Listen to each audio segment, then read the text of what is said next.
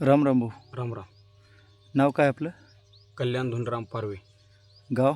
गौर, गौर आहे. तालुका? पूर्णा, जिल्हा? परभणी. परभणी. हो तुम्ही हळदीचं क्षेत्र हो.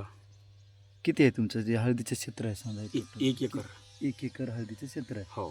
तर हळदीच्या 1 एकर क्षेत्रामध्ये हं, आपण फुटव्याच्या अवस्थेमध्ये हं. 1848 हो हे ग्रेड आपण घेतला होता हं. फिनिक्स कंपनीचा. हो. तर तुम्ही फुटवेसाठी 1848 घेतलं हं. तर त्याचा काय फरक काय वाटला तुम्ही 1848मध्ये? 18-48 जास्त फुटवी निघाली आणि फुटवा जोमदार आणि ठोकर आणि जोरात निघाला समजा मोठा. हां हां.